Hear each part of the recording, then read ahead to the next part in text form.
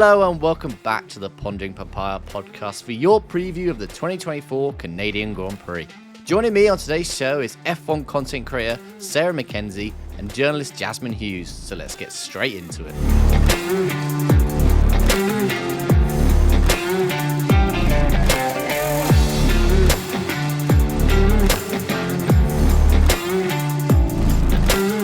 So joining me now is Sarah and Jasmine. A huge thanks to both of you for joining. Sarah, how are you doing today?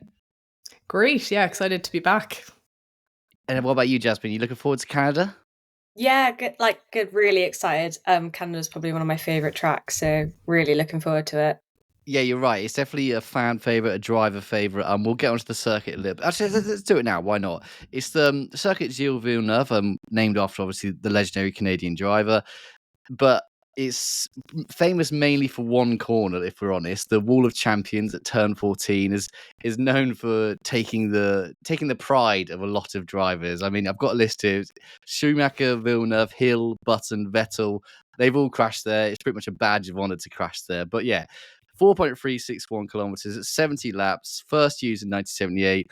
Verstappen's won the past two races, which I think we could say for any venue, but this could be a little bit different. I'm going to get on some McLaren's record in a minute, but just going in, Sarah, overall thoughts of who you're expecting to be competitive here, who you think might have a few issues. Yeah, it's interesting because the curbs and slow corners in Canada, they're kind of saying maybe Red Bull will struggle again the way they did in Monaco. But like you said, Verstappen has won the last 2 years, so I just struggle to believe that they're going to find it that hard. I think maybe the interesting one to look at is Perez, because he's obviously now got the added security of the contract extension and everything like that. So I wonder if we're going to see any kind of different performance from him after that news. But I think certainly McLaren and Ferrari should both have a lot to offer this weekend. And I think we're seeing this really exciting trend now where they're really taking it to the Red Bulls. So obviously I think we're all loving that and we just want it to continue. Yeah, we very much do. We'll touch on Perez a little bit later, but we're going into Canada and McLaren are in great form. They've been on the podium the last four races. I added at the points, only Ferrari and Red Bull have scored more than them, and that's only 10 points. So it's very tight margin. But this went under my radar for a long time. I hadn't quite realised how bad McLaren have been in Canada for a number of years. And I think over the history, Canada's been a good place for McLaren. Obviously, you had Hamilton's first win. You had that amazing Jenson Button race in the rain a few years ago. But since 2014, it has been disastrous. And the fact when I say that Kevin Magnussen was the last driver to score points for McLaren there probably sums it up. I'll just run you through a little bit there. This should give you the story, the picture of what you need. So these are their race positions over the last few years. It was 13th, 11th, 11th, 15th, retired, 11th, 16th, retired, 14th, 16th, retired, 11th, retired. That really shows just how bad, Jasmine, McLaren have been here. I mean, if there's a bogey circuit, this is it for McLaren, isn't it? Yeah, I was really surprised, kind of preparing for the show. I was like, oh yeah, Canada's a brilliant circuit for McLaren. They've historically gone really well around here, thinking about that Hamilton win, thinking about that Jenson Button win. And then to actually realise that no, the past few times that they've gone around, it's been really shocking for them. I don't know if it's just that their car in recent years hasn't loved the kind of low speed corners. So it'll be quite interesting, I think, to see how they handle this year's, because it looks like that's something they're trying to really iron out this year. And if Monaco is anything to go by, it looks like they could be on track. So I'm hoping that maybe this year is the year that they can kind of turn it around and actually, return to their kind of winning ways in Canada. Yeah, I mean, that's a great point you made. And Norris himself has never finished higher than 13th, so I'm sure he'll want to get that monkey off the back. And you were exactly right to pick up on the low speed corners. And I was in Monaco when Stella was talking about it. He was saying they've been surprised themselves about them being that good in low speed corners. As we know from McLaren over the last 10 or so years, it's been a real issue of these low speed tracks. And I think now we're starting to see that McLaren might have a car that's good in all circuits. So yeah, it could definitely be the year it's going to change. I mean, what about you, Sarah? Like going into the race, you've got both drivers in very good form now. I mean, we've spoken a lot about Norris, who's done really well, but obviously Piastri had that great drive in Monaco, finishing P2, finishing on the podium. So Are you reasonably confident about McLaren's chances going into this race? Definitely feeling quite positive about it going in. They've had 4 out of 4 in terms of podiums from the last 4 Grand Prix, which is obviously a really positive stat. And interestingly, the race preview that just went out today, like as of recording, they really played it down. Both the drivers and Andrea Stella, they were like very quietly confident, which I feel like is always a bit of a red herring with an F1 team because when they know they're good, they know they're good. So I think for sure both drivers would be looking to, like you said, reverse that horrible, run of form that they've had. And even if you look at Lando specifically, he's at exactly 25 points behind Charles Leclerc in the Drivers' Championship right now. So I think it's really finely poised for something exciting to happen, whether it's this weekend or further down the line. But I think definitely McLaren can be very optimistic about this weekend, I would say. Yeah, and I think you're definitely right at that. And I think one team that's probably a little bit less optimistic than they usually are is Red Bull. Because if anyone heard Max Verstappen after Monaco, he wasn't exactly optimistic about A, their chances at Monaco, which obviously didn't turn out very well, but B, at Canada, because as most people know, Canada is a very similar circuit to Monaco in terms of the bumps. And I think Verstappen said the RB20 just can't go over bumps, and that's been a problem for a good number of years. But it's only now that teams are starting to catch up that they're getting a little bit exposed. I mean, Jasmine, what do you make of those kind of comments? Do you think Max is being his sort of pessimistic self, or do you think he's actually got a point then, and we could expect Red Bull to struggle here like they did in Monaco? Yeah, I think that's really interesting because it's always hard to tell how much is just an F1 driver being pessimistic, deliberately playing it down, or actually being, we're genuinely quite concerned about going into this race. I think it's going to be less dramatic than it is in Monaco, because obviously qualifying is so important in Monaco that Max qualifying, P6 really was kind of just like the end of his podium hopes. Whereas I think if he does maybe qualify further down in Canada, that there's overtaking opportunities, and it's a different kind of race. But I think that now that we've got such a close competition between Ferrari and McLaren chasing Red Bull, I think you're right in that it's starting to expose issues that were always kind of there. So I think the real tell will be whether Ferrari and McLaren are able to kind of continue to close that gap, and whether we're coming into really, just the fine margins now. We're not doing quite as well in a lap over like a slow corner and things like that, and taking the curb and all of those kind of things, whether that will like really play a part in Red Bull not doing quite as well as they usually look to do. Yeah, and I think one thing all teams to focus on this week is there's actually been they've resurfaced the whole track since we were last there, so that's obviously another huge variable. I mean, it sounds silly because at the end of the day, it's still tarmac. But these drivers and teams are very particular about their tarmac, and they're very all the data they use is to do with a set amount of data they got from the last few years. So yeah, there could be an extra element of mystery. I'm sort of implying it, and I think another thing to point out as well is this is quite an unusual circuit. That it's not really a street circuit, and it's not really a normal circuit because yes, it's a street circuit, but it's used by pedestrians and cyclists. So you're not going to have that rubber there from the off really. And I think you're going to see times really drop over the course of the weekend. And I think whoever nails it in qualifying is probably going to be the person that goes up to the pole. I mean, the later you go would be the better. I mean, and then if we take a little bit look around the competitive. I mean, we mentioned Red Bull there. I suppose we can have a little bit chat about Sergio Perez. I mean, Sarah, you mentioned it earlier as well. Signing a 2-year deal on Tuesday, I think that took a lot of people by surprise. Maybe not so that he was signing, but 2-year deal is quite a lot. I mean, Perez last signed a deal in 2022, so it's another 2-year extension. What did you make of the news, Sarah? Were you surprised that Red Bull are going to keep with Perez after he's had not such a great run of late? I was a bit surprised, to be honest. I do wonder how much of a part the politics that's been going on in the team over the last couple of months had to play in that decision, because I don't think it could possibly have been made purely on performance. Like if we're being honest about it, is he the best option for that seat? No. Um, there's been rumors that there was one side of the team wanted to keep Perez, another side wanted Carlos Sainz. It's just so hard to know. There's so much like behind the scenes that we don't see, and it did surprise me. I think it surprised a lot of people, probably disappointed some people. I think there's understandably a lot of Yuki Tsunoda fans out there that are pretty peeved that he just continues to be overlooked, particularly because he's dealt with all these teammate changes and has been outperforming Daniel Ricciardo pretty consistently. And I understand that. I just didn't ever feel that he was going to be properly considered for that Red Bull senior team seat. And I think that's kind of, this 2-year deal is kind of, again, just put that to bed. So I think it surprised me. And then also I understood people feeling aggrieved about Yuki as well.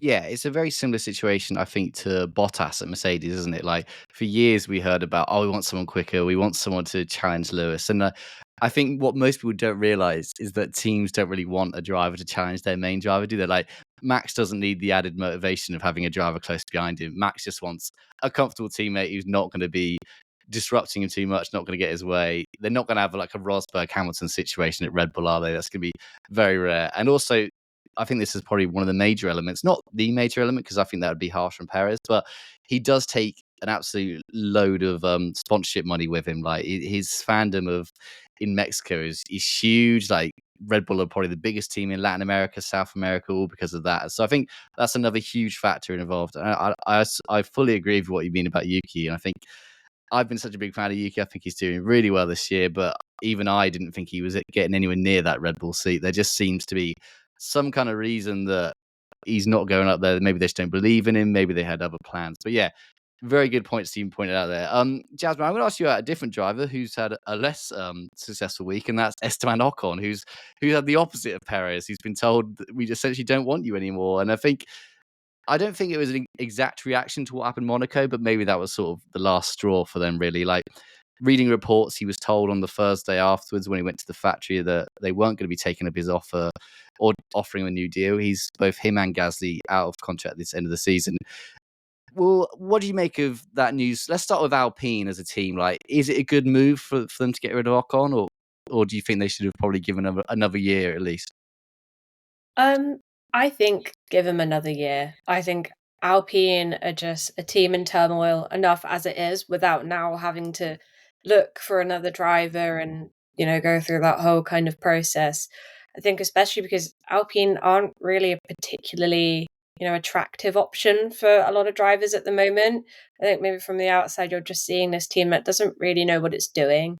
They're absolutely hemorrhaging key members of staff, and now they've just lost one of their drivers. And shown also that if there's any kind of squabble between the two teammates, that they actually take quite a sort of strict, response to it. So yeah, I don't know. I have very mixed feelings about it because it's a question now of, where does Esteban Ocon go?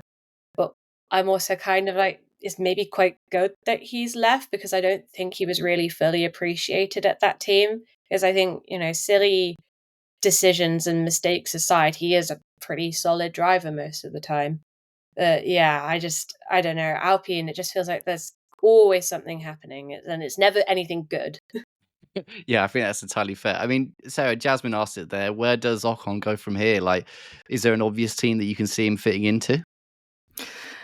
I really don't know because you've got Sainz out there as well. Allegedly, as of today, he signed for Williams. I'm like, I don't know. I just I feel like silly season is now like 24/7. It's not, it used to begin at a certain time in the year and then it would sort of it would kind of end. Someone would tie a bow on it. And now it just feels like there's something going on all of the time. I think, unfortunately for Esteban Ocon, he hasn't covered himself in glory that much lately. There's certainly like high points in his career that you could point to, but the consistency maybe isn't there at the level that you would necessarily want it. So I don't think it's going to be, I don't think it's going to be a Mercedes seat. I definitely don't think that's an option. And then you're looking around and you're kind of thinking, well, where else does he go? And you have the added thing of he's got this news, and then immediately Alpine are like, oh, and also Jack Doohan is getting into the car this weekend, just FYI. So it's been a really tough week for him. I don't see an obvious choice for him right now.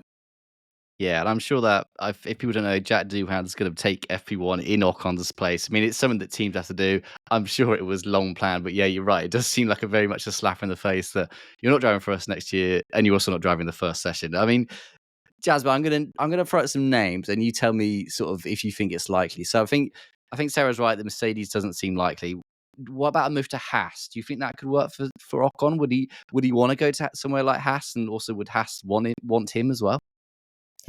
That I don't know, 'cause that feels like kind of maybe one of his only options, but I just don't really see Haas looking at Ocon. I think that maybe someone like Behrman, they're probably eyeing up. I feel like that's a more likely move. Um, and I also wonder whether Ocon maybe wouldn't want to go there. But then there's also the kind of other flip side that he's had one of those kind of sabbatical years out, and I think he never wants to do that again. So maybe he would just take the security of a seat anywhere, just so long as he's, on the F1 grid. But I don't know about Haas. I think I also agree Mercedes doesn't look completely likely. And the only possibility is maybe they'd offer him a kind of 1 year deal just as like a placeholder until they can get perhaps like Antonelli in. And I can see Ocon taking that because not only would love to drive for Mercedes, but again, that's a guaranteed year on the grid to try and prove himself, maybe fix his reputation a little bit, and then go back out there and try and negotiate with some teams. Yeah, I think you're right, and I think also it would just be typical F1 for a driver to essentially fall upwards, wasn't it? Like you get sacked from Alpine and you end up driving for Mercedes. Sarah, let's talk about Alpine then. Who do you think realistically they could get? Because I mean, the obvious candidate is Jack Doohan. Obviously, we mentioned he's doing FP1 this weekend. He's been an Alpine reserve for a long time. He's come from their driver academy. It seems like an obvious choice to sort of give him a go, especially in a team that, as you both mentioned, isn't exactly on the up, so they might struggle to get a bigger name in. Do you think it's likely we're going to see Jack Doohan in the car next year? I think so. I think especially because we don't know what's happening with Pierre Gasly either. So, let's say hypothetically they were to renew Gasly, I think it's reasonable then with the experience that Gasly has built up to have someone like Doohan in the other car. Because as you say, he's kind of been waiting in the wings for a long time. And I feel like what Alpine definitely don't want is their version of what happened with like another version of what happened with Oscar Piastri. I feel like that would just be nail in the coffin. Like they it can't happen. So I think in a way they almost have to go with him because he is really talented, and I think there's a possibility that if they were to mess that up, happily other teams I'm sure would look at him. So I think there's probably I would be shocked if there wasn't a little sense of fear within the team of like we have to secure this person. I would be at all surprised if that was the case. Yeah, and I think it's funny you mentioned that. I saw on Twitter maybe yesterday or the day before, whenever it was announced, that there was a picture of Alonso, Piastri, and Ocon all in Alpine gear, and they're saying within 2 years this is gone. So yeah, you're right. They may have a fear of losing out on another star driver. Just a final thing we're going to touch on with McLaren at least is I mean you talked about the news cycle being 24 hours. I mean this one was one that made me laugh. It was something that appeared last week. I mean, there was talks that the FIA had reached out to Mercedes, who obviously make McLaren's engine, asking to see a fuel pump because apparently Leclerc or whatever, it was very Chinese rumors. Like Leclerc had suggested something funny was going on, so the FIA reached out to Mercedes or whatever, asked for a fuel pump to see if anything wrong with it. And this was like the perfect example of like a storm in a teacup because I think one person tweeted it, it exploded, everyone's still asking, and then someone read the rules and said, no, that's literally not possible. All the teams get the same fuel pumps from the same people. So that's entirely not possible. So that's just a little reminder that not everything you read on Twitter, especially, is going to be true. But things that are true, that are definitely true. We're speaking on a Thursday evening. We've had the FIA regulations for 2026. And I mean, these are things that we've been expecting a long time, but it's nice to get a bit of more detail. And it's big changes. I mean, quite a lot of dramatic change, more than I was personally expecting. I was expecting a lot to do with the engine, but we've got some rule changes in terms of how the car's going to drive. So if you haven't seen this, the main takeaways sort of are, first of all, the thing that everyone's been asking for is lighter and shorter cars. So it's not going back to the era of before. It's not going to be like a bucket on wheels, but it's going to be a little bit lighter and smaller. So hopefully, fingers crossed, tracks like Monaco and other very tight circuits may not be as boring. They might still be quite hard to overtake, but a little bit less boring than they are currently. The big change, I think personally, is with DRS, which obviously it's had its critics. Some people love it, some people hate it. So this is obviously the system that if you're within a second behind another car, your rear wing can open, more downforce, and hopefully you overtake. That's essentially being scrapped as an overtaking force. So now drivers are going to be able to use it wherever they are on the track. They don't have to be anywhere near anyone else. They can sort of use it as and when. And in its place is coming like an electric system. If anyone's familiar with the push to pass system in using IndyCar and other series, it sounds very similar to that. Basically, you'll get like a boost from your battery rather than the DRS, and hopefully that will let you overtake. And just a smaller one is active aero on the front wing. Obviously, we've had we've had changing rear wings over a long time, but now it's coming onto the front wing again with the idea of making car quicker at certain points, but also teams in particular, and maybe the engine suppliers as well, were very concerned about this battery, this ginormous battery that they've got in these cars, and sort of making it run well. So, Jasmine, I appreciate a lot of technical information gone into it, and it's only been out a few hours. But overall, what are your thoughts on the new regs for 2026?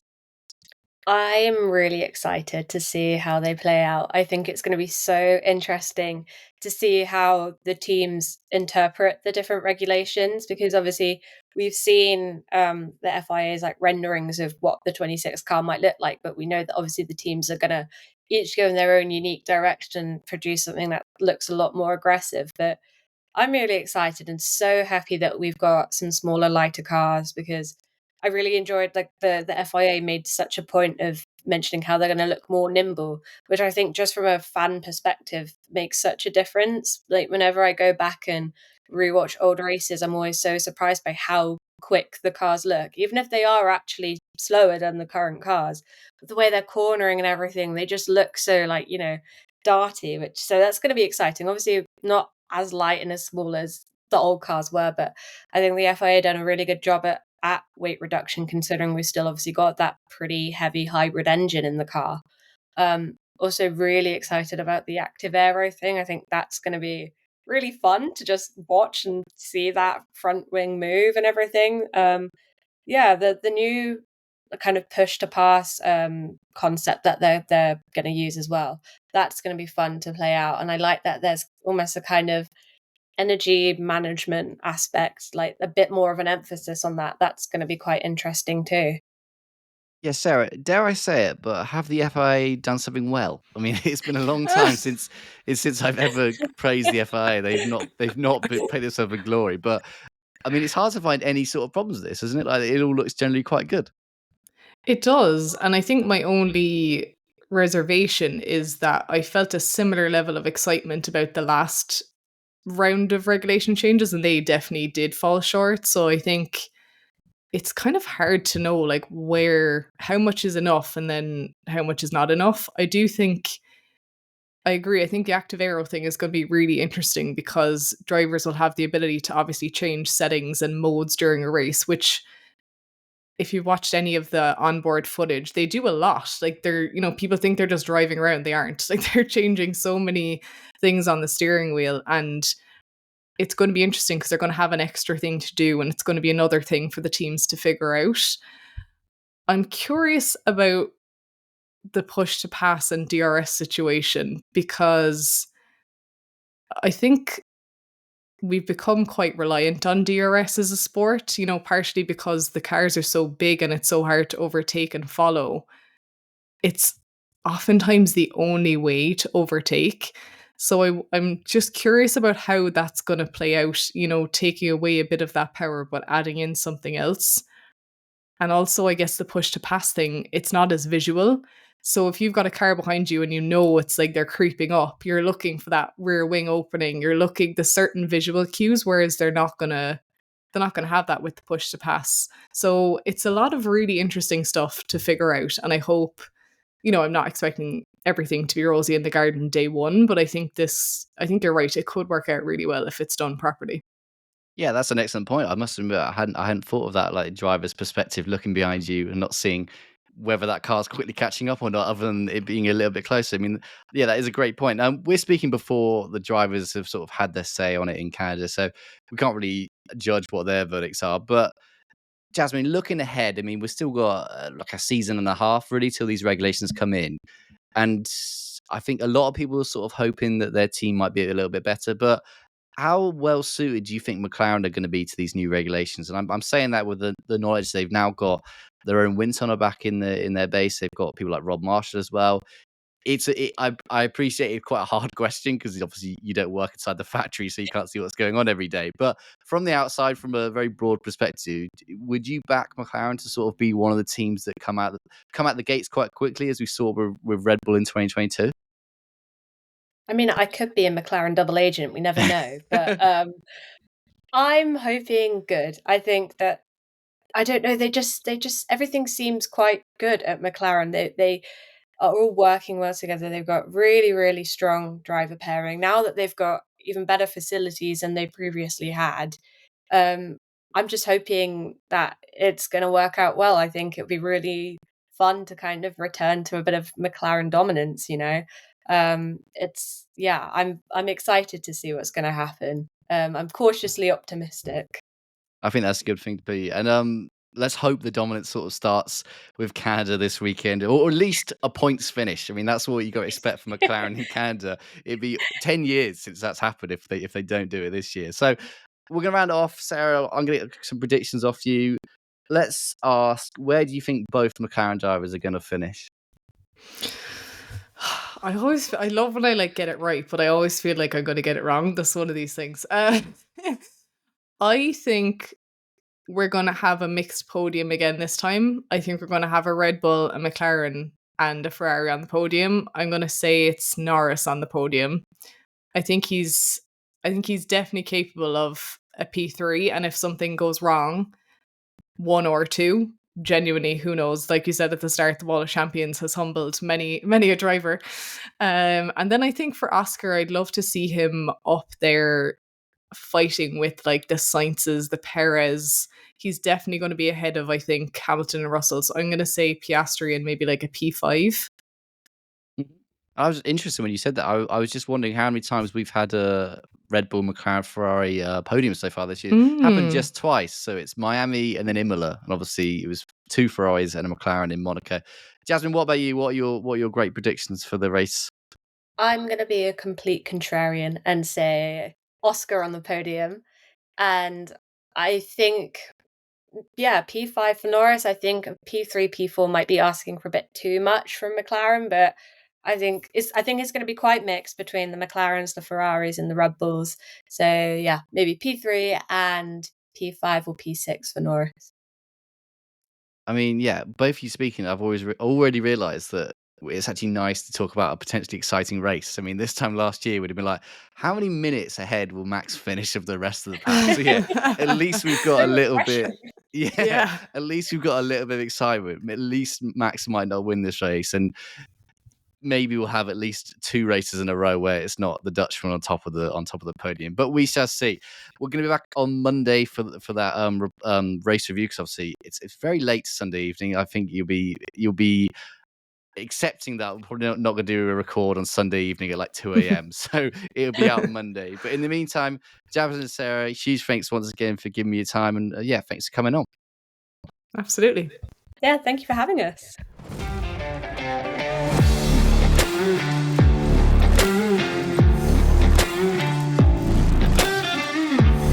That's all for today's show. My thanks go again to both Jasmine and Sarah for joining me today. And my thanks go to you as well for listening along. We're going to be back on Monday for a full recap of the race in Canada. But in the meantime, you can follow us on socials at Pondering Papaya. And you can also send your questions into inbox@ponderingpapaya.com. And we'll read the best ones out on the show.